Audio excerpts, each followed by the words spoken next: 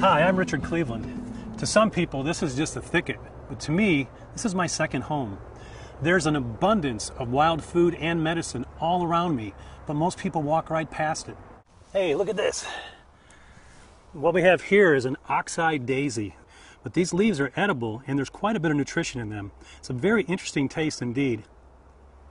What we have here is chickweed. This should be in your salads. This is a really good wild edible. It's very nutritious. You can eat the entire plant just like this. Its energy is very cooling, meaning it's good for inflammations like rashes. Even internally, if say you have some digestive problems, it will help with any type of inflammation. I like eating it just like that. It's terrific. Right here we have some cleavers. And cleavers is a beautiful wild plant. It's not my favorite wild edible plant, simply because its very nature is sticky, likes to stick to things, and so you really got to chew it up real good if you're going to eat it raw. Medicinally speaking, this is rated or known as probably the most powerful lymphatic cleanser that we have. Drug companies know this very well. It can be eaten, and I actually kind of enjoy it. You just have to chew it up really well. Very juicy. Another good way to use this plant is to just take it and juice it in the morning along with your other smoothie type things. A little bit of dandelion here too, but right here in the middle of this trail is another really nice wild edible called wood sorrel. Take a look at the leaves. They're actually heart-shaped. And this is a member of a family called oxalis. And when we eat this, it imparts a wonderfully tart lemon flavor. Delicious. This is the plant that everyone loves to hate. This is the infamous dandelion. This is arguably the most powerfully nutritious and medicinal plant on the face of the earth, at least in North America. This plant is something that we should all be eating, and yes, yet television this time of year tells us that we're bad neighbors if we have this in our yard.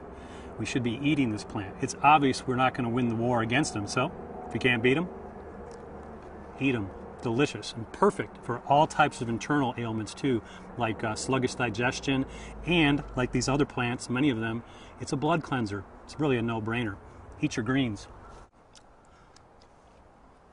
So just in a short time, as we've looked in this one area here, we've found several useful, common, wild, edible, medicinal, and free plants. What a concept, huh? Now humans have some basic needs. We need food, water, shelter, and fire. But which is the most important? It's not probably what you think. Most people think it's food or water, but it's really shelter. The weather can change very, very quickly in the woods. Over the top of some of these mountains comes huge storms that happen in just a matter of a half an hour or more and start dumping rain. So the first thing I want to do is I want to find a location and put a roof over my head for the night. Then I can worry about some of my other needs. Food is really the last concern. We can go up to 3 weeks without food. We can go 3 days without water. But we can only last for about 3 hours when we're soaking wet and our body starts shivering. We can go into a type of hypothermia, mild hypothermia, and that's when you get in trouble. And that's why shelter is always number one. The woods are to be experienced. Get out in nature. Wallow in it.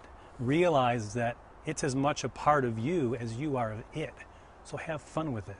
That's what survival to me is really about. A lot of people, when they think about spending the night out in the woods, have a lot of fears surrounding that, particularly animals, wild animals. What if a bear is going to come and drag me away in the middle of the night? Probably the most dangerous situation you're ever going to have in the woods with a bear is if she has cubs. And she's going to be protecting her cubs. But even then, if you're not too close, she'll probably just bluff charge you, and you just hold your ground and talk quietly, and whatever you do, don't run. You cannot outrun a bear. I don't know of anyone that's ever been attacked by a bear, and I've been doing this for over 20 years, learning these skills and teaching them. I mean, everyone thinks of survival as being out in the woods and having to eat bugs and stuff, right?